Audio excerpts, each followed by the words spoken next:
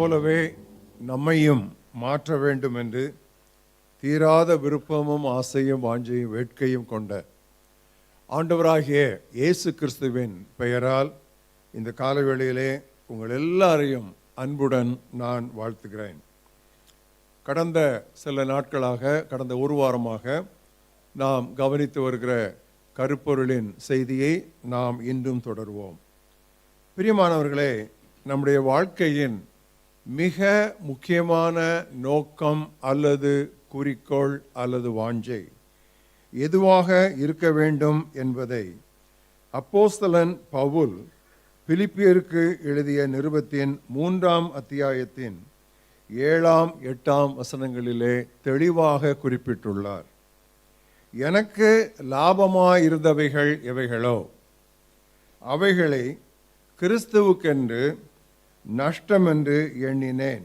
அது மாத்திரம் அல்ல, அதான் முக்கியம். எண்ணினேன் என்பது கடந்த கால அனுபவம். அது மாத்திரம் அல்ல,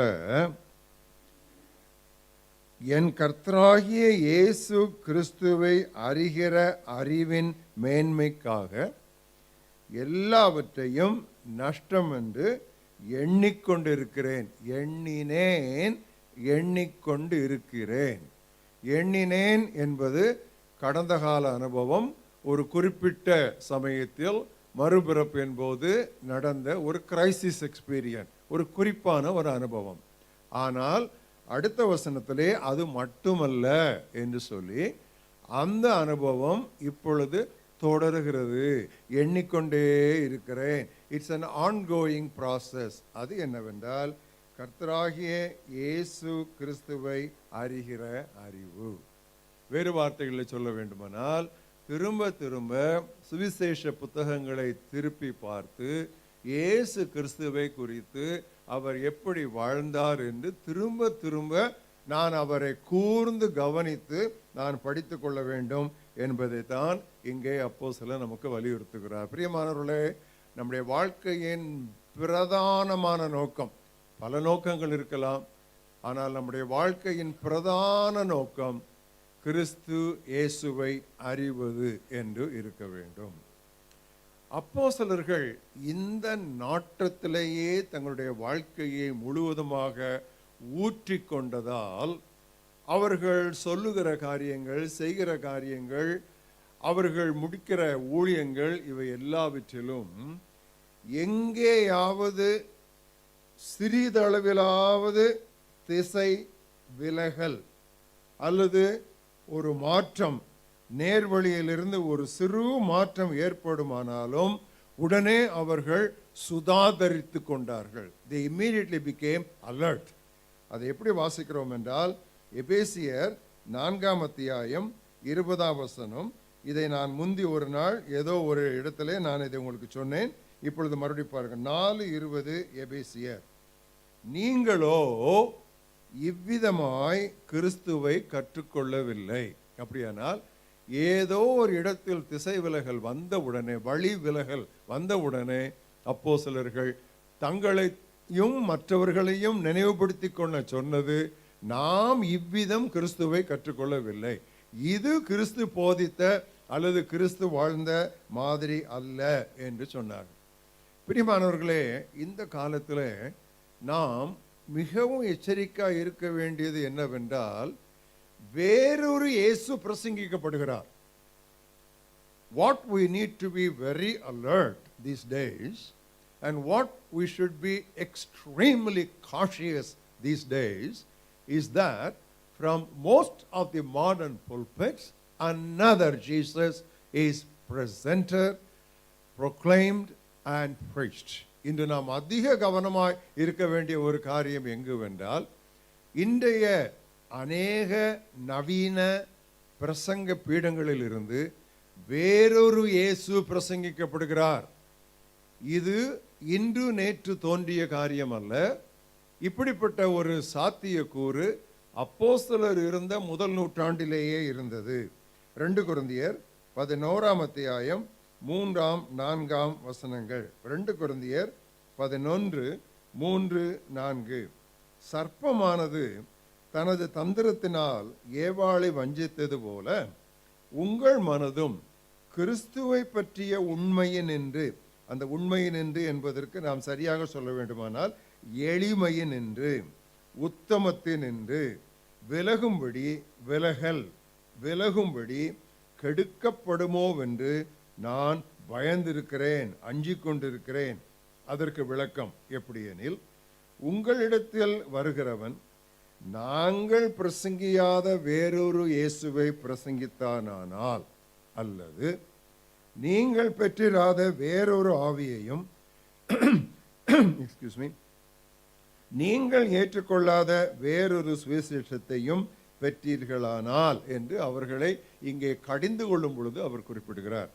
பிரியமானவர்களே, நாம் முக்கியமாக அறிந்து கொள்ள வேண்டியது என்னவென்றால், திருமறையில் 4 சுவிசேஷங்களில் நாம் காண்கிற, நாம் பார்க்கிற, நாம் சந்திக்கிற இயேசு கிறிஸ்து எப்பொழுதுமே எளிமைக்கும், உண்மைக்கும், நேர்மைக்கும், சத்தியத்திற்கும், பந்தா இல்லாமைக்கும் பெயர் பெற்றவராக இருப்பார். இதுதான் நாம் மிகவும் முக்கியமாக கவனிக்க வேண்டியது. காலத்திற்கேற்ற கோலத்தை இயேசு போட மாட்டார்.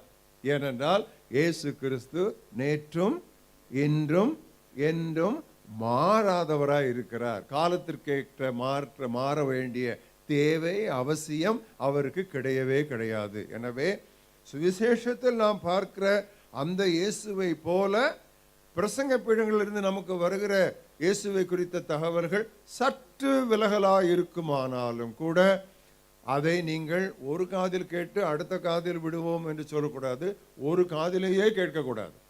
அப்படிப்பட்ட இடங்களை விட்டு நாம் பொல்லாங்காய் தோன்றுகிற எல்லாவற்றையும் விட்டு விலகுங்கள் என்று நமக்கு திருமறை அறிவுறுத்தி கொண்டு இருக்கிறது. நமக்கு இது இப்படியாக நாம் இயேசு கிறிஸ்துவை அறிகிற அறிவையே நம்முடைய வாழ்க்கையின் உசிதமான நாம் நோக்கமாக நாம் கொண்டிருவோமானால், நமக்கு ஒரு அருமையான வாக்குத்தத்தம் யோவான் அப்போஸ்தலன் தனது முதல் நிருபத்தின் 4ஆம் அத்தியாயம் 17ஆம் வசனத்திலே பின்பகுதியிலே சொல்லியிருக்கிறார்.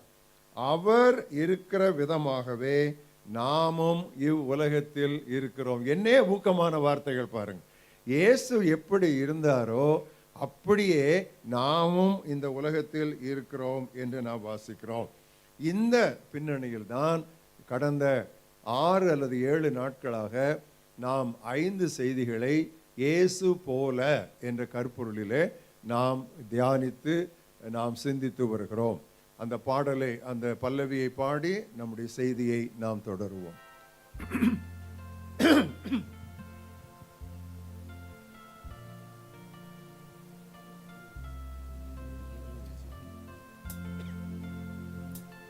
இயேசு போல, இயேசு போல, இயேசு போல, இயேசு போல, இயேசு போல, இயேசு போல, இயேசு போல, இயேசு போல, இயேசுவை போலாவே, இயேசுவை போலாவே, இயேசுவை போலாவே, இயேசுவை போலாக்கும். Like Jesus, like Jesus, like Jesus, like Jesus, like Jesus, like Jesus, like Jesus, like Jesus. I would be like Jesus. I would be like Jesus. I would be like Jesus. Lord, make me like Jesus. முதல் செய்தியாக like Jesus இன் poorness, எளிமையில் இயேசு போல என்று தியானித்தோம். 2ஆம் செய்தியில் like Jesus இன் fashion, வேட்கையில், தீரா வாஞ்சையில் இயேசு போல என்று தியானித்தோம். மூன்றாம் செய்தியில் லைக் ஜீசஸ் இன் பிட்டி, இரக்க உணர்வில், கனிவிரக்கத்தில் இயேசு போல என்று தியானித்தோம். நான்காவது செய்தியில் லைக் ஜீசஸ் இன் பியூரிட்டி, தூய்மையில், பரிசுத்தத்தில், புனிதத்தில் இயேசு போல என்று தியானித்தோம். ஐந்தாவது செய்தியில், அதாவது இதற்கு முந்தைய செய்தியில் லைக் ஜீசஸ் இன் பீஸ், சமாதானம் என்பதில் இயேசு போல என்று நாம் தியானித்தோம். இப்பொழுது இந்த தொடர் செய்தியினுடைய இறுதி தலைப்பாக லைக் ஜீசஸ் இன் பெயின், லைக் ஜீசஸ் இன் பெயின், வேதனையில் இயேசு போல என்கிற கருப்பொருளிலே நாம் இந்த நாளின் செய்தியை நாம் பார்ப்போம். பிரியமானவர்களே, திருமறையிலே, அதுவும் குறிப்பாக நிருபங்களிலே இயேசு போல நாம் வாழ வேண்டும், நடக்க வேண்டும் என்று ஆங்காங்கே அதே வார்த்தைகள் இல்லாவிட்டாலும் அதே கருத்து ஆங்காங்கே தொனிக்கிறதை நாம் பார்க்கிறோம். ஆனால் ஒரே இடத்தில்தான் இயேசுவின் அடிச்சுவடுகளை, அவருடைய ஃபுட்ஸ்டெப்ஸ், அவருடைய அடிச்சுவடுகளை பின்பற்ற வேண்டும் என்று வருகிறது. அது எங்கே தெரியுமா? இயேசுவினுடைய பாடுகளை மிக அருகில் இருந்து, நெருக்கமாயிருந்து, நேரடியாக பார்த்து கொண்டிருந்த பேதுரு அப்போஸ்தலன் தன்னுடைய முதலாம் நிருபத்தில் அந்த வார்த்தைகளை குறிப்பிடுகிறார். 1 பேதுரு 2ஆம் அத்தியாயம் 21ஆம் வசனம் முதல் அதை நாம் பார்க்கிறோம். இது பொன்னால் பொறிக்கப்பட வேண்டிய ஒரு வாசகம் என்று சொன்னால் அது மிகையாகாது. 1 பேதுரு 2:21 முதல், இதற்காகவே நீங்கள் அழைக்கப்பட்டிருக்கிறீர்கள். உங்களுடைய அடிப்படை அழைப்பே இதுதான். ஏனெனில் கிறிஸ்துவும் உங்களுக்காக பாடுபட்டு நீங்கள் தம்முடைய அடிச்சுவடுகளை பின்பற்றி தொடர்ந்து வரும்படி உங்களுக்கு மாதிரியை வைத்து விட்டு போனார். Christ has set before you an example that you might follow his footsteps in the matter of suffering. அவர் பாவம் செய்யவில்லை, அவருடைய வாயில் வஞ்சகம் காணப்படவும் இல்லை. அவர் திட்டப்படும் போது, வையப்படும் பொழுது பதிலுக்கு பதில் வையாமலும், பாடுபடும் போது தன்னை பாடுபடுத்துகிறவர்களை அச்சுறுத்தாமலும், நியாயமாய் தீர்ப்பு செய்கிறவருக்கு தம்மை ஒப்புவித்தார் என்று இருக்கிறது. இந்த இடத்தில் தான் பாடுகள் என்கிற சூழமைவிலே அவருடைய அடிச்சுவடுகளை பின்பற்றும்படியே நாம் அழைக்கப்பட்டிருக்கிறோம். நம்முடைய ஊழிய அழைப்பு எதுவாக இருந்தாலும் சரி, நம்முடைய பொது வாழ்வின் அழைப்பு எதுவாக இருந்தாலும் சரி, ஒரு கிறிஸ்தவனுக்கு அடிப்படை அழைப்பு அவருடைய அடிச்சுவடுகளை பின்பற்ற வேண்டும். இதை நாம் ஒருபோதும் நம்முடைய வாழ்க்கையிலே இறுதி மூச்சு விடும் வரை நாம் மறந்து விடக்கூடாது. வேதனையில் இயேசு போல, லைக் ஜீசஸ் இன் பெயின். இயேசுவினுடைய வேதனையான வாழ்க்கையை குறித்து துவக்கம் முதல் நாம் சுவிசேஷங்களிலே நமக்கு முன்பாக இருக்கிற குறிக்கப்பட்ட நேரத்தில் நாம் தொடர்ந்து பயணிப்போம். அவருடைய பிறப்பிலிருந்து நாம் தொடங்குவோம். ஒரு இல்லத்திலோ அல்லது ஒரு மருத்துவமனையிலோ அல்லது ஒரு விடுதியிலோ பிறக்கக்கூடிய ஸ்லாக்கியம் இயேசுவுக்கு கிடைக்கவில்லை. அவர் மிருகங்கள் அல்லது ஒரு மாட்டு தொழுவத்தில் தான் அவரை பிறக்க வைக்க தேவாதி தேவன் நமக்கு புரியாத ஒரு விந்தையாக அவர் அதை நியமித்தார். பிறப்பு மட்டுமல்ல, நெடுகவே அவர் ஊழியத்தை துவங்கிய 30ஆம் வயது காலத்தில் இருந்து ஒரு இல்லத்திலே வேலைகளை முடித்துவிட்டு நிம்மதியாக எனக்கென்று இருக்கிற படுக்கையிலே நான் படுக்கலாம் என்கிற வசதி நம்முடைய ஆண்டவராய் இயேசுவுக்கு கிடைக்கவில்லை. ஒருவன் கேட்கிறான் ஆண்டவராய் இயேசு கிறிஸ்துவை பார்த்து, போதகரே, நீர் எங்கு போனாலும் நான் உம்மை பின் செல்லுவேன் என்று சொல்லுகிறார். நல்ல ஆவல் தான். ஆனால் இயேசு அவனை பார்த்து நயவஞ்சகமாக எதுவும் பேசாமல், நரிகளுக்கு குழிகளும் ஆகாயத்து பறவைகளுக்கு கூடுகளும் உண்டு, மனுமகனுக்கோ தலை சாய்க்க இடமில்லை என்று சொன்னார். அப்படியானால் அவருக்கு படுக்க ஒரு நாளும் படுக்கை கிடைக்கவில்லையா, அல்லது அவருக்கு ஒரு நாளும் தூங்க வசதி இல்லையா என்று அதை அர்த்தப்படுத்தக்கூடாது. வசதியாக ஓரிடத்தில் இருக்கிறோம் என்கிற ஒரு நிலைமை இயேசுவுக்கு இல்லை. இன்று இங்கே, நாளை எங்கேயோ, அடுத்த நாள் உட்கார்ந்தே தூங்க வேண்டுமோ நமக்கு தெரியாது. இப்படிப்பட்ட சூழ்நிலையில் தான் நம்முடைய ஆண்டவர் தன்னுடைய 3.5 ஆண்டுகளை அவர் செலவழித்தார். இன்றைக்கும் கூட அநேக மிஷனரி பணிக்களங்களிலே முன்னோடி மிஷனரிகளின் நிலை இதுதான். In many of the new frontier mission fields, this is the lot of many pioneer missionaries. இதை புத்தகங்கள் வாயிலாக அல்லது பத்திரிகைகள் வாயிலாக வாசித்தவன் அல்ல நான். நேரடியாக மிஷனரி பணிக்களங்களிலே பல்லாண்டுகள் இவ்விதமான தூர தொலைவிடங்களில் பணியாற்றும் மிஷனரிகளோடு, அங்குள்ள ஆதிவாசி மக்களோடு ஒருவராக ஏறத்தாழ 10 ஆண்டுகளுக்கு மேல் என்னுடைய மனைவியும் நானும் நாங்கள் தங்கி இருந்தோம். எங்களுக்கு தெரியும் இதுதான் அவர்களுடைய அடிப்படை வசதி குறைவு. மற்ற காரியங்களெல்லாம் இரண்டாவது, ஆனால் அந்த அடிப்படை வசதியே குறைவு. இதுதான் ஆண்டவராக இயேசு கிறிஸ்துவனுடைய நிலையாகவும் இருந்தது. இந்தியாவை பொறுத்த அளவிலே இங்கு உங்களுக்கு அந்த பிரச்சனை இல்லை. ஆனால் இந்தியாவை பொறுத்த அளவிலே சிறு சிறு காரியங்களுக்கு கூட கிறிஸ்தவர்களாகிய நாங்கள், விசுவாசிகளாகிய நாங்கள் எவ்வளவு முறுமுறுக்கிறோம் தெரியுமா? மின்வெட்டு, தண்ணீர் தட்டுப்பாடு, சாக்கடை அடைப்பு, கொசு தொல்லை, குரங்கு அட்டகாசம், இதெல்லாம் எப்போ பாரு விசுவாசிகளை பார்த்தா இதைத்தான் மாற்றி மாற்றி சொல்லுவாங்க. நீ ஊர் போனால் கூட சொல்லுவாங்க, நீங்களும் அதே இது சொல், என்ன இது என்ன இது. ஆனால் திருவசனம் தெளிவாக நமக்கு போதிக்கிறது, இஸ்ரவேலர் முறுமுறுத்து வனாந்தரத்தில் அழிக்கப்பட்டது போல முறுமுறுக்காதிருப்போம் ஆக.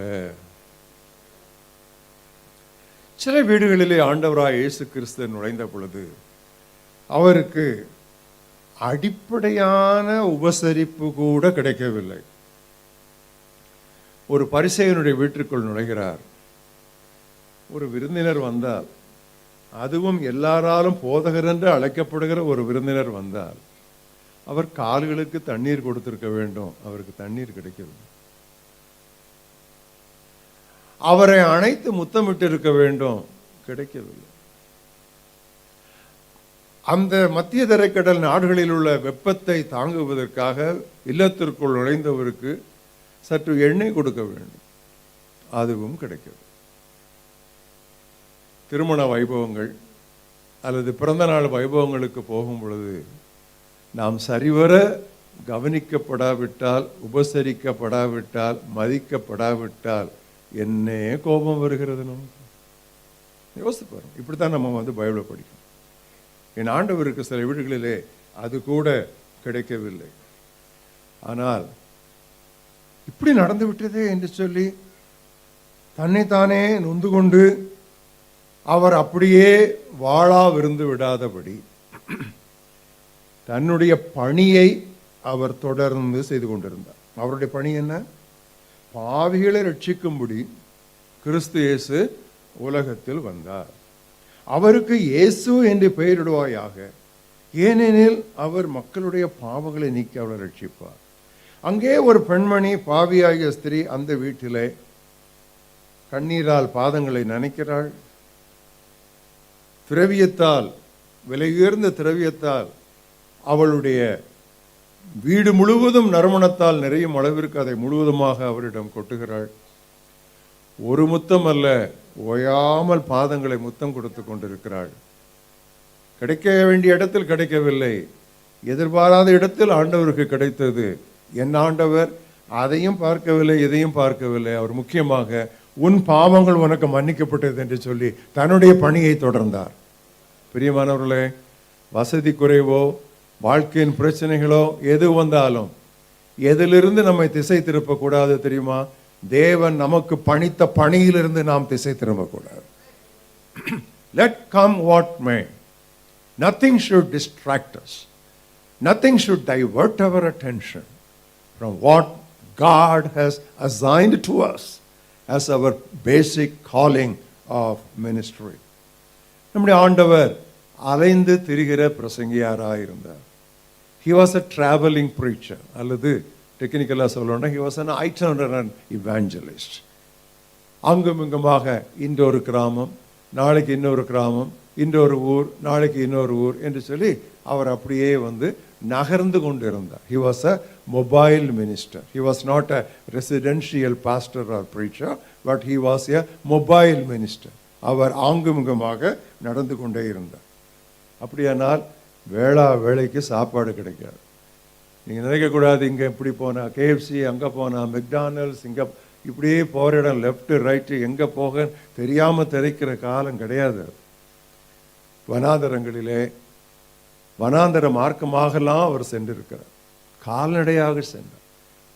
அப்போ அவருக்கு வேளைக்கு சரியாக 1 மணிக்கெல்லாம் அவருக்கு சாப்பாடு கிடைக்கும். அடிக்கடி அவருக்கு பசி உண்டு. இப்படி போகிற வழியில் என்ன பண்ணுவார், அப்படி பார்ப்பார், இது அத்தி மரம் இருக்கே, நல்லா இருக்குதே, செழிப்பாக இருக்கே அப்படின்னு சொல்லி அப்படி போய் பார்ப்பார். அந்த அத்தி மரம் அவரை ஏமாற்றி விடும். அவருக்கு பசினா சீஷர்களுக்கும் பசி. அவங்க என்ன பண்ணுவாங்க, வயல் வழியாக போகும்போது கட்டிட்டு வந்திருந்த கட்டிச்சோரெல்லாம் அத்தனை நாளைக்கு நிற்காது. ஸோ அதனால் அவங்க என்ன பண்ணுவாங்க, அங்கே இருக்கிற கதிர்கள், மக்காச்சோளம் ஏதாவது இருக்கும், அதை எடுத்து அப்படியே அந்த கதிர்களை கொய்து அவர்கள் சாப்பிடுவாங்க. பாவம் பசியாக இருக்கிறவங்க வழியில் சாப்பிட்டாங்கன்னு விடாமல் அங்கேயும் நியாயப்பிரமாணிகர் ஓய்வு நாள் என்று சொல்லி அங்கேயும் போராடுவார். பாருங்க, அது எப்படிப்பட்ட ஒரு இக்கட்டான ஒரு நெருக்கடியான சூழ்நிலையிலேயே ஆண்டவர் நெடுகவே பயணித்து தம்முடைய ஊழியத்தை நிறைவேற்றினார். பாரு, இப்படி ரொம்ப பசியாக இருக்கும்போது காஞ்ச மாடு கம்புல பாயிறது போல ஆண்டவராக இயேசு கிறிஸ்து ரொம்ப பசியாக இருந்தால் எங்கேயாவது சோறு போட்டால் சோறு கண்ட இடம் சொர்க்கம் சொல்லி நல்லா வயிறு புடைக்க சாப்பிடுவார். சாப்பிட்ருப்பார். சாப்பிட்டார் உடனே போஜன பிரியன், அவருக்கு பேர் கிளட்டன். உடனே இப்படி சாப்பிட்றாரு பார். பைபிளில் போஜன பிரியன் போட்டிருக்கு, பட் நான் எப்பவும் அதை போஜன பிரியன்னு சொல்ல மாட்டேன், சாப்பாட்டு ராமன் சொல்லுவேன். இப்படியா சாப்பிடுவாங்க? சரி, ஏதோ ஒரு ஒயின் கொடுக்குறாங்க, திராட்சை ரசம் கொடுக்குறாங்க, கொஞ்சம் குடிச்சிட்டு ஒரு டம்ளர் ஒரு டோக்கன் ட்ரிங்க்கு குடிச்சிட்டு வரோம். ஒரு பாட்டில் அடிப்பார், ஃபுல்லாக எடுப்பார். உடனே மதுபான பிரியன், மதுபானம் குடிக்கிறவர் இல்லை, மதுபான பிரியன், அந்த வார்த்தையை சொன்னார். அதுக்கு இங்கிலீஷில் எப்படி போட்டிருக்குன்னா பைபிளில் வைன் பைபர்னு போட்டிருக்கு. அது என்ன சொன்னால் ட்ரங்கார்ட்னு அர்த்தம், குடிகாரன்னு அர்த்தம். என்ன பண்ணுறது, அதுக்காக அவர் குடிக்காமல், ஏன்னா இன்னும் ஒரு அடுத்தாப்புல 2-3 மீல் கிடைக்காதே, இன்னும் நடக்கணுமே. இப்படியெல்லாம் நம்முடைய ஆண்டவர் பெயர் பெற்றார். இதை அவர் பின்னாலே நினைவுபடுத்தி சொல்லுகிறார், நான் பசியாயிருந்தேன், நான் தாகமாயிருந்தேன். பொருத்தி பாருங்கள், எப்படிப்பட்ட வாழ்க்கையின் வழியாக என் தேவன், என் ஆண்டவர் பயணித்து நமக்கு மிஷனரி பணி என்றால் என்ன, திருப்பணி என்றால் என்ன, சுவிசேஷ பணி என்றால் என்ன என்று நமக்கு முன் ஒரு மாதிரியை வைத்திருக்கிறார் என்று பாருங்கள். அவருடைய அடக்கம் கூட யாரோ ஒருவருடைய கல்லறையில் தான். இன்றைக்கு கிறிஸ்தவர்கள் நடுவிலே கல்லறை முன்னதாகவே தங்களுக்கு இதுதான் என்று சொல்லி நிர்ணயிக்கப்படுகிறது. We reserve places for our burial. ஆனால் ஆண்டவர் வேறொருவன் தன்னை வைப்பதற்காக கட்டியிருந்த அல்லது வெட்டியிருந்த புதிய கல்லறையிலே நம்முடைய ஆண்டவர் தன்னுடைய 3 பகலையும் இரவையும் மரணத்திலே அவர் கழித்தார். மட்டுமல்ல, நம்முடைய ஆண்டவரை குறித்து ஏராளம் அவதூறான பேச்சுகள், அவமரியான சொற்கள் வீசப்பட்டன. சில எடுத்துக்காட்டுகளை சொல்லுகிறேன். இதையெல்லாம் முதலாக நான் தியானிக்கும் பொழுது என்னுடைய வேத புத்தகத்தை நான் வாசிக்க முடியாத அளவிற்கு என்னுடைய கண்கள் குளமாயின. இப்படியெல்லாம் என் ஆண்டவரை நான் பார்க்கவில்லையே என்று சொல்லி அதிகமாக நான் உணர்த்தப்பட்டேன். அவர் பிறந்தது கன்னி பிறப்பு என்று சொல்லி நாம் இன்னும் சில 2-3 வாரங்களிலே நாம் கொண்டாடி ஆனந்திக்க போகிறோம். ஆனால் அந்த நாட்களிலே திருமணமாகாத ஒருத்தியினிடத்தில் அவர் பிறந்தார் என்கிற பேச்சு அந்த வட்டாரத்திலே அநேக ஆண்டுகள் பிரபலமாக பேசப்பட்டது. எப்படி சொல்லுகிறேன்? யோவான் 8ஆம் அத்தியாயம் 41ஆம் வசனத்தை பாருங்கள். எப்படிப்பட்ட சூழ்நிலையிலெல்லாம் நம்முடைய ஆண்டவர் நடந்து திரிந்திருக்கிறார், ஆனாலும் நன்மையே செய்தார் என்று பார்ப்போம். 8:41. அதற்கு அவர்கள், நடுவில் வாசிக்கிறேன், அதற்கு அவர்கள், நாங்கள் வேசித்தனத்தினால் பிறந்தவர்கள் அல்ல. அப்படி இன்டைரக்டா ஒரு அடி அடிக்கிறாங்க. நீ என்ன அவங்க அப்பாவும் அம்மாவும் சேர்ந்துற முன்னாலே நீ பிறந்துட்ட, நான் உன்னை மாதிரி இல்லைப்பா, நாங்கள் வேசித்தனத்தினால் பிறந்தவங்க அல்ல. என்ன ஒரு இன்டைரக்ட் ஒரு ஹிட் பாருங்க.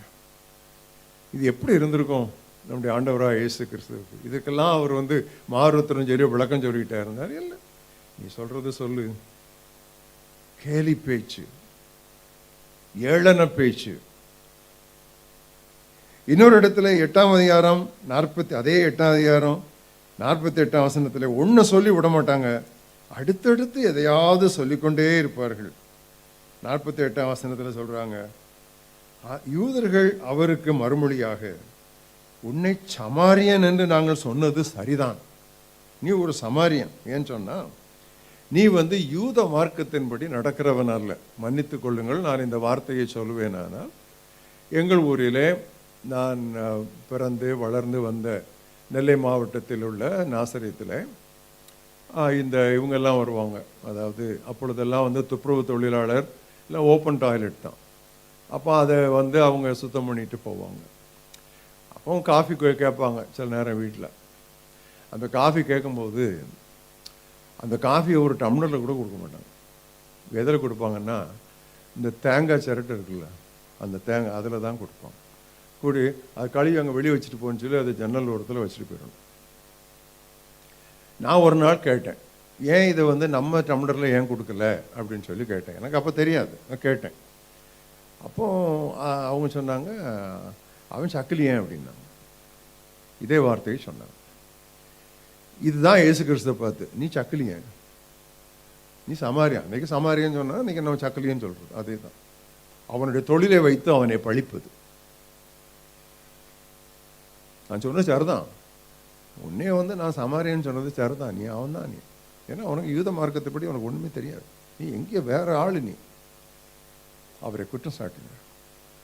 அது மட்டுமல்ல, நீ பிசாசு பிடித்தவன்னு சொல்றான்.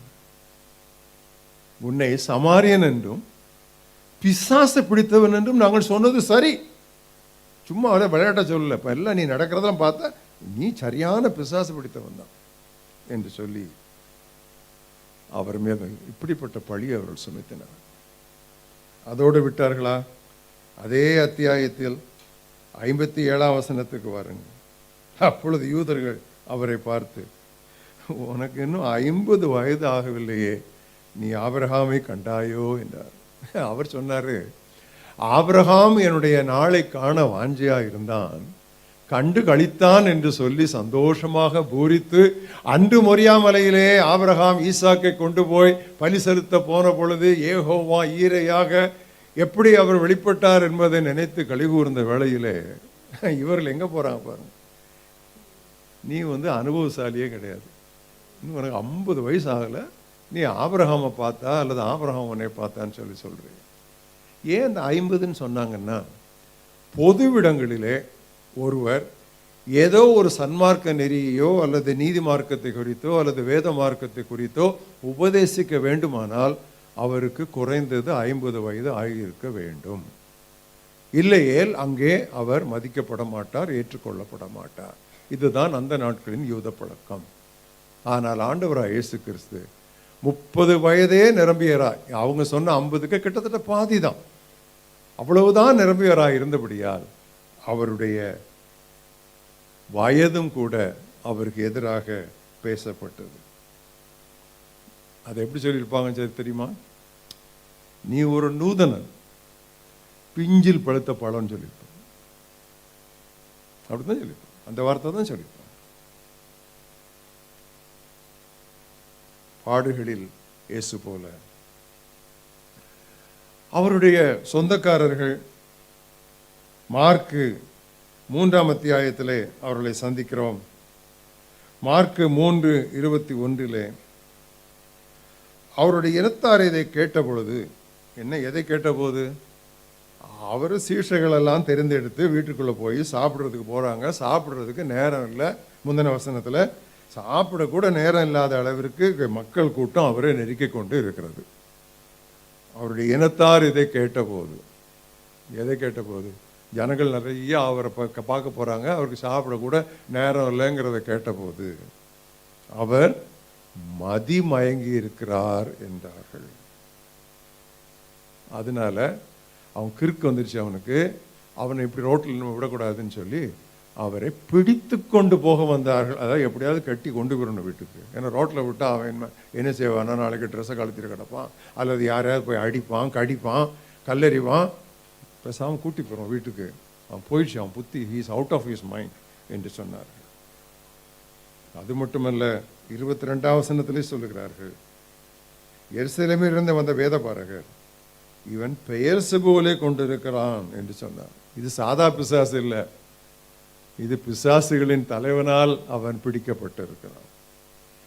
தமிழில் சொல்லணும்னா இது சரியான லூசு, முழு பைத்தியம். சரியா? இப்படித்தானே சொல்லுவோம்.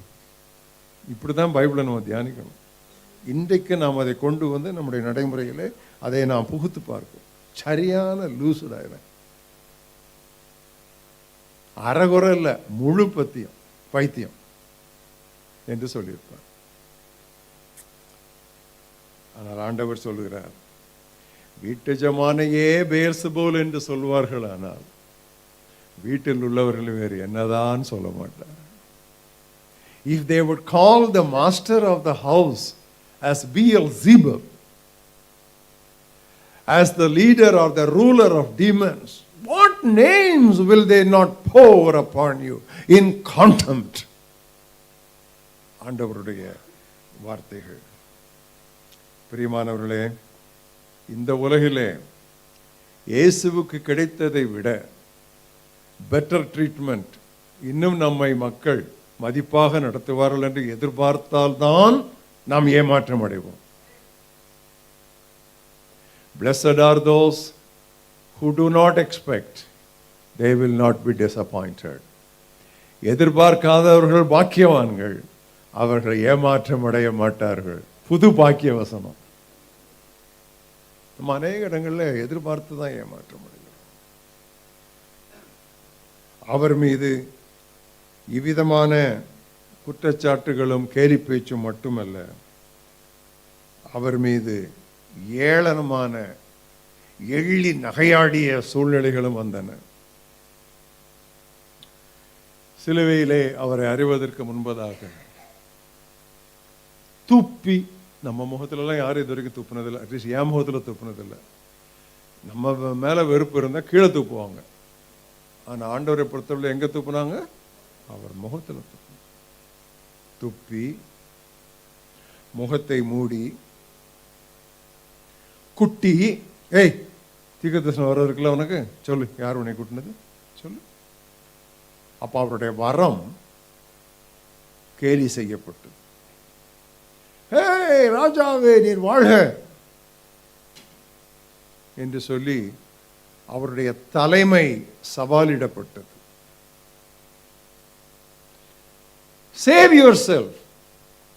மற்றவரை ரட்சித்தான், தன்னைத்தான் ரட்சிக்க அவனுக்கு திராணி இல்லாமல் போயிற்று என்று சொல்லி இன்னொரு ஏளனம். எப்படி சொன்னார்கள் தெரியுமா?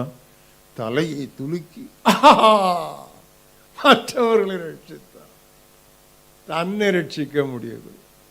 இன்றைக்கு எத்தனை ஊழியருக்கு இவ்விதமான பரிகசிப்பு வார்த்தைகள் வருகிறது தெரியுமா? அடுத்தடுத்த ஊழியர்களுடைய குடும்பங்களிலே குடும்ப பிரச்சனைகள், அடுத்தடுத்த ஊழியருக்கு தீராத வியாதிகள், அடுத்தடுத்த ஊழியருடைய வாழ்க்கையிலே எத்தனையோ தோல்விகள், எத்தனையோ பிரச்சனைகள், சிக்கல்கள், இன்னல்கள், இடர்பாடுகள். அதை பார்க்கிற மக்கள் மிகவும் எளிதாக இது ஊருக்கு உபதேசி, மற்றவர்களுக்கு பிரசவம் பண்ணாரு, மற்றவர்களுக்கு ரட்சித்தாரு, அவரை ரட்சிக்க முடியலையே. இது எவ்வளவாக ஊழியரை தாக்கும் என்று சொல்லி அந்த வழியாக போனவர்களுக்கு தான் புரியும். நான் வேலூர்ல கிட்டத்தட்ட இப்போ 50 வருஷமா நாங்கள் இருக்கிறோம். சிஎம்சியில் இவ்வளோ பெரிய பெரிய டாக்டர்ஸ் எல்லாம் பார்த்துருக்குறோம். இருதய சிகிச்சை அல்லது இருதய அறுவை சிகிச்சை நிறுவனருக்கு மாரடைப்பு வராமலா இருக்கிறது. சிறுநீரகத்தை மாற்றி பொருத்துகிற கைதேர்ந்த அறுவை சிகிச்சை நிபுணருக்கு கிட்னி ஃபெயிலியர், சிறுநீரக கோளாறு வராமலா இருக்கிறது? வரும். அப்படியெல்லாம் வரும் பொழுது ஒரு நாளும் யாரையும் பார்த்து கைதட்டி சிரிக்காது. தேவன் அதை மிகவும் கண்டிப்பாக கவனிப்பார். ஏனென்றால் தலைவலியும் வயிற்று வலியும் அவரவருக்கு வந்தால்தான் தெரியும், புரியும். என்னுடைய ஆண்டவருக்கு எவ்வளவு ஏளன பேச்சு. இது மட்டுமல்ல, he also had the pain of rejection. ஒதுக்கி வைக்கப்படுதல் அல்லது தள்ளி வைக்கப்படுதல் என்பதனால் வந்த வேதனை. அவருடைய சொந்த ஊராரும் சொந்த மக்களுமே அவரை பார்த்து பகடி பண்ணினார். இவன் தச்சன் அல்லவா, தச்சனுடைய குமாரன் அல்லவா? இந்த தச்சனுடைய குமாரன் என்று சொல்வதிலே நிறைய காரியம் இருக்கிறது. இப்போ நீங்கள் தென் மாநிலங்களுக்கு, தென் மாவட்டங்களுக்கு நீங்கள் தமிழ்நாட்டிலே வந்தால் அங்கே பனை ஏறுகிற தொழில் அதிகமாக குறைந்து விட்டது. அதற்கு ஒரு முக்கிய காரணம், பனையேறிகள் அநேகருடைய பிள்ளைகள் நாங்களும் இந்த பனையேற விரும்பவில்லை என்று அவர்கள் படிக்க சென்று விட்டார். எனவே அந்த தொழில் அதிகமாக பாதிக்கப்பட்டிருக்கிறது. மட்டுமல்ல, எங்களையும் பனையேறின்னு சொல்லுவாங்க, பனையேறி சாணம், பனையேறி பறையன்னு என்னத்தையா சொல்லுவாங்க. அது என்னத்துக்கு நாங்கள் இந்த இதை விட்டு நாங்கள் அடுத்ததுக்கு போயிடுறோம் அப்படின்னு சொல்லுவோம். நியாயமான ஒரு வார்த்தை தான். அந்த நாட்களில் தச்சன் என்று சொன்னால் அவர் ஒரு பெரிய வித்வான் சொல்ல முடியாது, தத்துவஞானி கிடையாது. He was a carpenter, not a collector son. அப்பாவும் தச்சேன், இவனும் தச்சேன். அப்ப இயேசு சொல்றாரு, தீர்க்கதரிசி எவனும் தன்னுடைய சொந்த ஊரிலும் சொந்த வீட்டிலும் மட்டுமே அவன் கனவீனம் அடைவான். அப்ப அந்த கனவீனங்கிற வார்த்தை ஆண்டவர் வாயிலிருந்து வருது இல்லை. அப்ப அவர் கனக்குறைவா நடத்தப்பட்டிருக்கிறார்ல, அதனால தானே அவளை உணர்ந்து சொல்றாரு. இந்த பைபிள் படிக்கும்போது ரொம்ப ஃபீலிங்ஸோடு படிக்கணும்.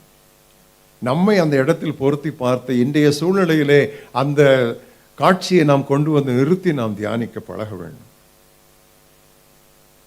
ஆகாது என்று தள்ளின கல்லுதான் மூளைக்கு தலைக்கல்லாக மாறியது.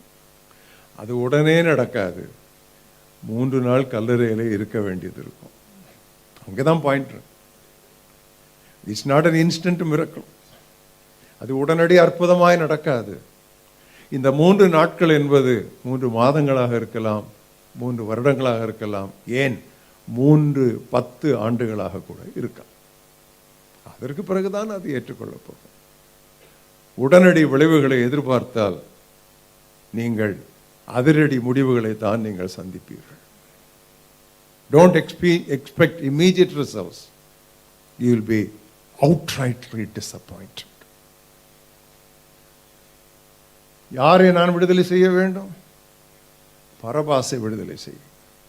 ஏன் பரபாஸ் இயேசுவை விட மேன்மையானவனா, நல்லவனா, கெட்டவனா என்பது இங்கு காரியம் அல்ல. இயேசு வேண்டாம். We don't want Jesus. We don't want to know whether Barabbas is a better man or a holier man. That's not important. We don't want Jesus. அதைத்தான் தீர்க்க தரிசனத்திலும் இயேசுவின் வாயிலிருந்தும் வந்தது. முகாந்தரம் இல்லாமல் என்னை பகைத்தார்கள். They hated me without a cause. காரணம் இல்லாமல் என்னை பகைத்தார். அதை சொல்லிவிட்டு ஆண்டவர் இன்னும் ஒரு வார்த்தையும் சொன்னார். உலகம் உங்களை பகைத்தால் அது உங்களை பகைக்கிறதற்கு முன்னே என்னை பகைத்தது என்று அறிந்து கொள்ளுங்கள். ஏன் தான் இவர் அந்த சிஸ்டருக்கு என்னை பிடிக்கலையோ தெரில, ஏன் தான் அந்த கொலீகுக்கு என்னை பிடிக்கலையோ தெரில. எத்தனை நேரங்களில் நம்முடைய ஒர்க் ஸ்பாட்டில், நம்முடைய அலுவலகங்களில், நம்முடைய ஃபேக்ட்ரிஸில், நம்முடைய கம்பெனிஸில், நம்முடைய ஷாப்ஸில் ஒரு காரணம் இருக்காது, எப்படியோ அந்த பாஸுக்கு நம்மளை பிடிக்காது. இது அநேகர் கவுன்சிலிங் வரும்போது சொல்லிருக்காங்க, ஒன்றுமே தப்பே செய்யலை பிரதர், நான் நல்லா ஒர்க் பண்ணுறேன், மற்றவங்களாவது ஒப்பிடிக்கிறானுங்க, நான் நல்லா ஒர்க் பண்ணுறேன், பட் என்னமோ அவருக்கு பிடிக்க மாட்டேங்குது, என்ன பண்ண பிரதர்? ஆமாம், முகாந்திரம் இல்லாமல் என்னை பகைத்தார். பச்சை மரத்துக்கு இவைகளை செய்தால் பட்ட மரத்திற்கு என்னதான் செய்ய மாட்டார்? If they do such things to the green tree, what will be done on dry wood? Jesus was a tree. We are just wood. இயேசு ஒரு மரம், நாம் வெறும் கட்டை.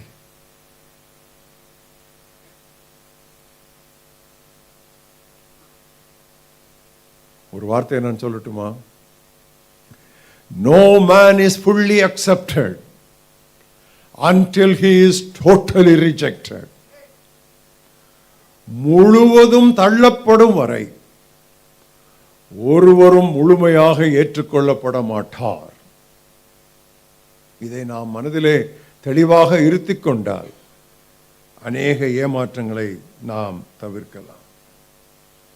மட்டுமல்ல, ஆண்டவராகிய இயேசு கிறிஸ்துவுக்கு தனிமை வாட்டியது போல வேறு எந்த பிரச்சனையும் அவரை வாட்டவில்லை. இதை தனிமையின் வேதனை என்று சொல்லலாம். The pain of loneliness. தனித்து விடப்படுதலினால் ஏற்படுகிற வேதனை. பிரியமானவர்களே, எந்த தேவனுடைய பிள்ளை தேவனுடைய பிள்ளை எவரும், குறிப்பாக தலைமைத்துவத்தில் இருக்கிறவர்களை கவனித்துக் கொள்ளுங்கள், ஊழியத்திலும் ஏதோ ஒரு அளவிலே தலைமைத்துவத்தில் இருக்கிறவர்களும் கவனித்துக் கொள்ளுங்கள், தனியாக விடப்படுதல் என்கிற இந்த வேதனைக்கு தப்பவே முடியாது. உங்களை சூழ எத்தனையோ உடன் ஊழியர்கள், சகாக்கள் இருப்பார்கள், ஆனால் உள்ளே உங்களை தனிமை வாட்டிக்கொண்டே இருக்கும். இயேசு கிறிஸ்து எதற்காக 12 சீடர்களை தெரிந்தெடுத்தார்? ஊழியம் செய்ய அல்ல, தம்மோடு இருக்க. அதற்காகத்தான் தெரிந்து கொண்டார். 12 சீடர்களை தெரிந்தெடுத்த உடனே அடுத்த வார்த்தை திருமறையிலே வாசிக்கிறோம். அவர் 12 சீடர்களை தெரிந்தெடுத்து அவர்களோடு அந்த வீட்டுக்குள் போனார். அங்கதான் ஃபெலோஷிப் தான் போறாரு. வெளியிடத்துல, பொதுவிடத்துல தெரிந்தெடுத்து ஒரு வீட்டுக்குள்ள போறாரு ஃபெலோஷிப்புக்கு. அங்கதான் போன இடத்துல சாப்பிட கூட நேரம் இல்லாதபடி மக்கள் மறுபடியும் அவரை முடிச்சாங்க. அவரை என்ன பார்க்கிறோம் என்று சொன்னால், தன்னோடு இருக்க வேண்டும் என்றே அவர் சீடர்களை தேர்ந்தெடுத்திருக்க, எப்பொழுது அவர்கள் அதிகமாக தனக்கு தேவை என்று அவர் உணர்ந்தாரோ அப்பொழுது அவர்கள் கைவிட்டு விட்டார். சீடர்களை பார்த்து கெத்சேமனையிலே அவர் சொல்லுகிறார், நீங்கள் இங்கே என்னோடு விழித்திருங்கள். இன்னொரு மொழியாக்கத்திலே, நீங்கள் இங்கே உட்கார்ந்திருங்கள். எனக்கா ஜெபம்னுங்கன்னு அவர் சொல்லவே இல்லை. நல்லா அதை நீங்கள் கவனிச்சிங்கன்னு சொன்னால், எனக்கா ஜெபம்னுங்கன்னு அவர் சொல்லவே இல்லை. இங்கே விழித்திருங்க, உட்கார்ந்து. அதாவது என்னன்னா, எனக்கு ஒரு மாரல் சப்போர்ட் கொடுங்க, நான் ரொம்ப துடிச்சுக்கிட்டு இருக்கிறேன், I am suffering with agony of death. மரண வேதனை என்னை கவி பிடித்து கொண்டிருக்கிறது, என்னுடைய ஆத்மா மரணத்துக்கு ஏதுவான துக்கம் கொண்டிருக்கிறது. நான் அங்கே போகிறேன், நீங்கள் கொஞ்சம் உட்காந்துருங்க. அப்போ எனக்கு நாங்கள் போகும்போது 3 பேர் அங்கே இருக்கிறாங்கன்னு சொல்லி எனக்கு ஒரு கம்ஃபர்ட் இருக்கும், ஒரு மாரல் சப்போர்ட்டு. நீங்கள் ஒன்றும் பெருசாக சாதிச்சிட போகிறதில்ல, ஆனா ஒரு மாரல் சப்போர்ட் எனக்கு இருக்கும் அப்படின்னு சொல்லி தானே போனாரு. தூங்குனாங்க, உறங்குனாங்க, கொரட்டை விட்டாங்களே. எப்போ வேணும்னு நினைக்கிறீங்களோ அப்போதான் மனுஷங்க உங்களை கைவிடுவாங்க. எப்போ மக்கள் எப்போ மக்களுடைய உதவி, மக்களுடைய ஆதரவு உங்களுக்கு அதிக வேண்டும் என்று நினைக்கிறீர்களோ அப்பொழுதுதான் அவர்கள் உங்களை கைவிடுவார்கள். இதுதான் இயேசு கிறிஸ்துவுக்கு நடந்த ஒரு காரியம். இதை குறித்து ஏசாயா அருமையான ஒரு தீர்க்க தரிசனத்தை படமாக கொடுத்திருக்கிறார். அதை கண்டிப்பாக வாசிக்க வேண்டும் என்று நான் விரும்புகிறேன். ஏசாயா 59:16. ஒருவரும் இல்லை என்று கண்டு விண்ணப்பம் பண்ணுகிறவன் இல்லை என்று ஆச்சரியப்பட்டார். ஒருத்தன் கூட நமக்கு கூட இருந்து ஹெல்ப் பண்ண மாட்டேங்கிறானே. எனவே அவருடைய புயமே அவருக்கு ரட்சிப்பாகி அவருடைய நீதியே அவரை தாங்கிய. இதனால தான் நம்ம தன் கையே தனக்கு உதவி என்று சொல்லுகிறோமோ? தன் கையே தனக்கு உதவி என்று இதனால் தான் சொல்லுகிறோமோ? ஒருவரும் ஹெல்ப் பண்ணலையே, ஒருத்தரும் இல்லையே. அப்புறம் என்ன பண்றது? நான் தனியாய் ஆலையை மிதித்தேன், ஒருத்தரும் இல்லை, ஒருத்தரும் உதவி செய்ய மாட்டேங்கிறாங்க. அப்புறம் என்ன பண்றது? அதுக்காக நானும் சும்மாவா இருக்க முடியும்? நானே எனக்கு என்னுடைய பிதாவை நோக்கி நான் ஜெபித்தேன், நான் வேண்டினேன். பிரியமானவர்களே, நாம் இவ்விதமான வேதனையின் பள்ளத்தாக்கின் வழியாக, கண்ணீரின் பள்ளத்தாக்கின் வழியாக நடந்து கொண்டிருக்கும் பொழுது மக்கள் நமக்கு உதவாமல் இருப்பதற்கு அல்லது உதவ முடியாமல் இருப்பதற்கு சில காரணங்கள் உண்டு. அதை உங்கள் முன்னால் நான் 1, 2 என்று சொல்லி நான் வரிசைப்படுத்துகிறேன்.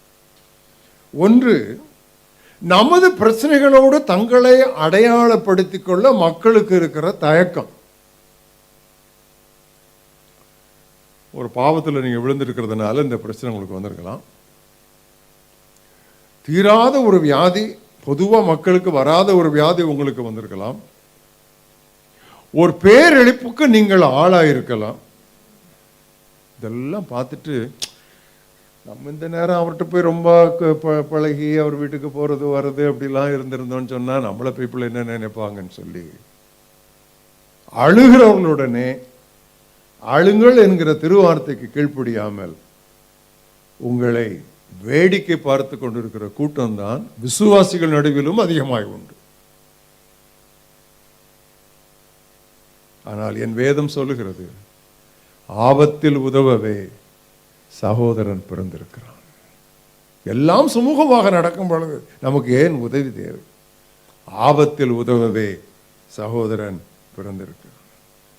இன்னொரு காரணம், அவர்கள் இவ்விதமாக நாம் பிரச்சனையின் வழியாக போகும் பொழுது தங்களை அவர்கள் தூரப்படுத்திக் கொள்வதற்கு ஒரு காரணம். இன்னொரு காரணம், அவர்களுக்கு அவர்கள் பிரச்சனையே ஏறாடும். இது நியாயமான ஒரு காரியம். என் தலைவலியே இவ்வளவு இருக்கும்போது நான் போய் அவனுக்கு என்ன செய்ய போகிறேன் என்கிற ஒரு நிலைமை. இப்படிப்பட்ட நேரத்தில் தான், இப்படி தனித்து விடப்படுகிற நேரத்தில் தான் ஆண்டவர் பிதாவாகிய தேவன் வானத்தில் இருந்து ஒரு சிறப்பு தூதுவனை உங்களுக்காக அனுப்புவார். அப்பொழுது என்று வசனம் துவங்குகிறது. அப்பொழுது வானத்திலிருந்து ஒரு தூதன் தோன்றி அவரை விடுவிக்கவில்லை, அவரை பலப்படுத்தினார். பல சமயங்களிலே தூதர்கள் வந்தால் நம்மை விடுவித்து விடுவார்கள் என்று நாம் நினைக்கிறோம். அது சில சமயங்கள் தான்.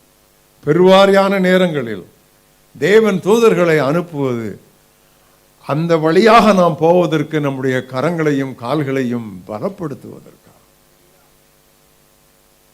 பலப்படுத்தினான் அந்த தூதன் என்று எப்படி தெரியும்? அடுத்த வசனமே சொல்லுகிறது, அவர் அதிக ஊக்கமாய் ஜெபம் பண்ணினா.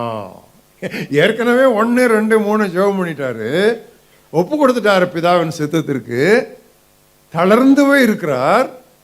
தூதன் வந்து அவரை பலப்படுத்துகிறான். பலப்படுத்த உடனே அவர் ஜெபத்துல இன்னும் வீரியம் கொண்டு, ஜெபத்தில் இன்னும் அவர் அதிக வேகத்தோடு ஜெபித்ததினால் அவருடைய வியர்வை இரத்தத்தின் பெருந்துளிகளாய் விழுந்தது. அதுவரைக்கும் அவர் வியர்வை சிந்திக் கொண்டிருந்தார்.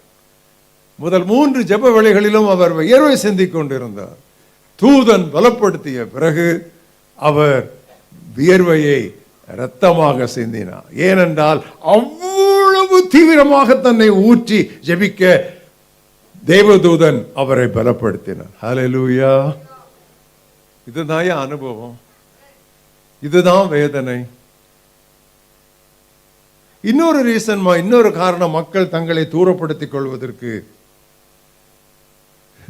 அவங்களுக்கு எத்தனையோ உள்நோக்கங்கள் இருக்கும். இயேசு சொல்லுகிறார், மருமகன் காட்டிக் கொடுக்கப்படுகிற வேளை வந்தது என்று சொல்லுகிறார். அடுத்த வசனத்திலே, அப்பொழுது அவர்கள் தங்களுக்குள் எவன் பெரியவன் என்று வாக்குவாதம் பண்ணினார். ஏன்னா இவரை காட்டி கொடுக்க போறாங்க, இவர் ஆள் அவுட்டு, இன்னும் அதுக்கு பிறகு யார் லீடரு? தமிழ்ல சொல்லுவாங்க, அண்ணன் எப்போ சாவான், திண்ணை எப்போ காலியாகும்.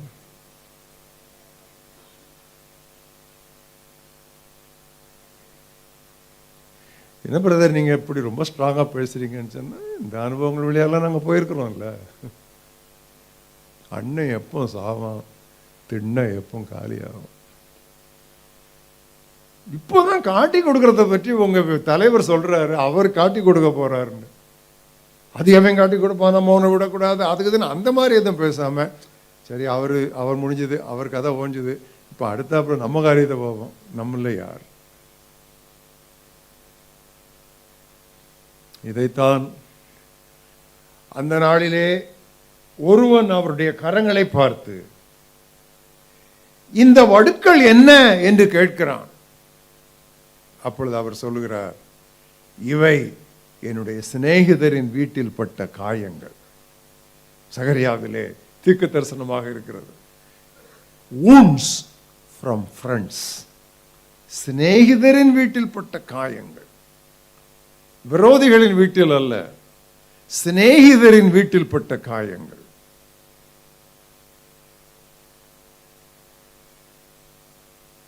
இந்த தனித்திருத்தலின் வேதனை என்பது சாதாரண காரியம் அல்ல.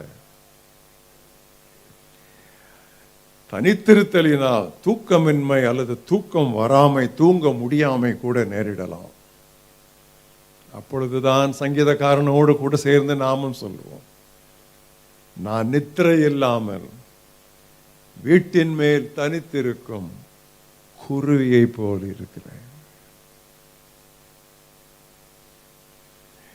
இந்த தனித்திருத்தல் என்பது தன்னுடைய உச்சத்தை எப்பொழுது தொட்டது தெரியுமா? சீடர்கள் கைவிட்டார்கள், மறுதலித்தனர், ஓடினர், எல்லாம் இருக்கட்டும். சிலுவையிலே தொங்கிக் கொண்டிருக்கிறார். ஆணி அறையும் பொழுது கூட அவர் அதை ஒன்றும் சொல்லவில்லை. ஆனால் உலகத்தாருடைய பாவங்கள் அத்தனையும் மொத்தமாக தேவனாகிய பரிசுத்த கண்ணராகிய, பாவத்தை பார்க்க முடியாத பரிசுத்த கண்ணராகிய பிதாவின் மகன் மீது வந்து அவரை பாவம் சுமக்கிறவராக மட்டுமல்ல, நமக்காக அவர் பாவமே ஆன பொழுது பிதாவாகிய தேவன் இமைப்பொழுது அந்த பாவத்தின் மேல் அந்த கோபத்தினால் தம்முடைய முகத்தை மறைத்தார். உடனே இயேசு கதறினார், என் தேவனே, என் தேவனே, ஏன் என்னை கைவிட்டு? மற்றவர்களெல்லாம் கைவிட்டதை பற்றி பரவாயில்ல, பட் நீர் ஏன் என்னை கைவிட்டு? இந்த பாவம் அங்கே வரும் பொழுது, பாவத்தை பாராத சுத்த கண்ணர் இமைப்பொழுது தன்னுடைய முகத்தை மறைத்தே ஆக வேண்டும். அவர் மறைத்தவுடன், என் தேவனே, என் தேவனே, ஏன் என்னை கைவிட்டீர் என்று இயேசு பிதாவை நோக்கி கதறினார். பிரியமானவர்களே, ஆண்டவராகிய இயேசு கிறிஸ்துவை பின்பற்றி செல்லுவதென்றால், அடிக்கடி நான் சொன்னது போல, அது இலகுவும் அல்ல, இயலாததும் அல்ல. சங்கீதம் 17:14 இந்த வார்த்தையோடு நான் இந்த செய்தியை நான் நிறைவுபடுத்த விரும்புகிறேன். என்னை அதிகமாக ஊக்குவித்த ஒரு வசனம் சங்கீதம் 17:14. மனிதருடைய கைக்கும் இம்மையில் தங்கள் பங்கை பெற்றிருக்கிற உலக மக்களின் கைக்கும் உம்முடைய கரத்தினால் என்னை தப்புவியும். அவர்கள் வயிற்றை உம்முடைய திரவியத்தினால் நிரப்புகிறீர். அவர்கள் புத்திர பாக்கியத்தினால் திருப்தி அடைந்து தங்களுக்கு மீதியான பொருளை தங்கள் குழந்தைகளுக்கு வைக்கிறார்கள். நிறைய பணம், பிள்ளைங்க நல்லா படிக்குது, நல்லா வளருது, எல்லாம் நல்லா இருக்குது. இம்மையிலே அவர்களுக்கு குறைவே இல்லை, சந்தோஷமா இருக்கிறாங்க. நானோ பட் நீதியில் உம்முடைய முகத்தை தரிசிப்பேன். நான் விழிக்கும் போது உமது சாயலால் திருப்தியாவேன். உலகத்தாருக்கு எத்தனையோ ஆசீர்வாதங்களிலே அவர்கள் குதூகலிக்கலாம், ஆனால் நானோ அவர் வெளிப்படும் பொழுது அவர் இருக்கிற வண்ணமாகவே அவருடைய சாயலை நான் தரிசிப்பேன். எல்லாரும் எழுந்திருப்போம் தேவ சமூகத்திலே.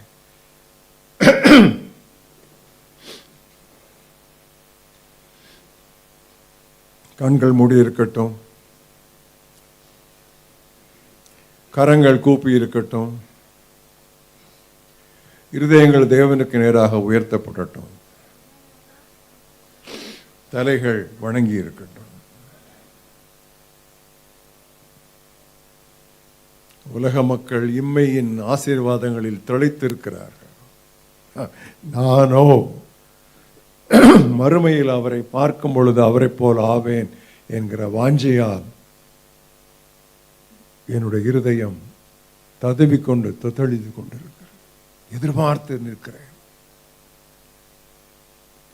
இயேசு போல, இயேசு போல, இயேசு போல, இயேசு போல, இயேசுவை போலாவேன்,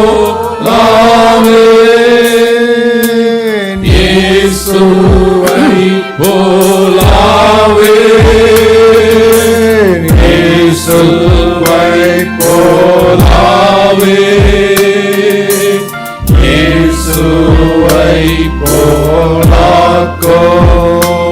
Like Jesus, like Jesus, like Jesus, like Jesus, like Jesus, like Jesus, like Jesus, like Jesus.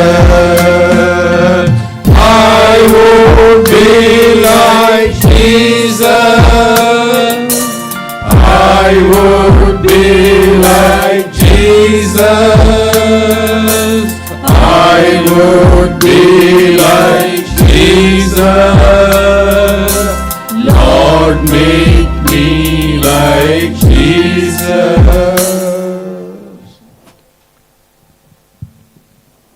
எங்கள் மகாபிரிய தேவனே, இந்த காலை வேளைக்காக நாங்கள் உமக்கு நன்றி சொல்கிறோம். விரிக்கப்பட்ட திருமறைக்கு முன்பதாக நின்று கொண்டு உம்முடைய குமாரனாகிய இயேசு கிறிஸ்துவின் அடிச்சுவடுகளை சுவிசேஷ புத்தகங்களிலே இன்னொரு முறை நாங்கள் பார்க்க எங்களுக்கு கொடுத்த கிருபைக்காக நாங்கள் உமக்கு நன்றி சொல்கிறோம். பிரியமானவர்களே, இப்பொழுது நாம் தேவனுடைய பிள்ளைகள் என்று அழைக்கப்படுகிறோம். நாம் தேவனுடைய பிள்ளைகள் என்று அழைக்கப்படுவதனாலே பிதாவானவர் நம் மீது பாராட்டின அன்பு எவ்வளவு பெரிதென்று பாருங்கள். இனி எவ்விதமாய் இருப்போம் என்று வெளிப்படவில்லை, ஆனாலும் அவர் வெளிப்படும் பொழுது அவர் இருக்கிற வண்ணமாகவே நாம் அவரை தரிசிப்போம். தேவன் மேல் இப்படிப்பட்ட நம்பிக்கை வைத்திருக்கிற எவனும் அவர் சுத்தமுள்ளோராயிருக்கிறது போல தன்னையும் சுத்திகரித்துக் கொள்கிறான். இவ்விதமான எங்களுடைய ஸ்லாக்கியங்களையும் எங்களுடைய பொறுப்புகளையும் ஒருங்கிணைத்து எங்கள் முன்னால் போதிக்கிற உம்முடைய திருவசனத்திற்காக நாங்கள் நன்றி சொல்கிறோம். நாங்கள் ஒவ்வொருவரும் இயேசுவை போல மாற விரும்புகிறோம். எங்களை இயேசுவை போல மாற்றும். இயேசுவின் நாமத்தில் பிதாவே. என் ஆத்துமாவே கர்த்தரை ஸ்தோத்திரி, என் முழு உள்ளமே அவருடைய பரிசுத்த நாமத்தை ஸ்தோத்திரி. என் ஆத்துமாவே கர்த்தரை ஸ்தோத்திரி, அவர் செய்த சகல உபகாரங்களை மறவாதே. ஆமென். நம்முடைய கர்த்தராகிய இயேசு கிறிஸ்துவனுடைய கிருபையும் பிதாவாகிய தேவனுடைய அன்பும் பரிசுத்த ஆவியானவருடைய ஐக்கியமும் நம் அனைவரோடும் என்றென்றும் இருப்பதாக.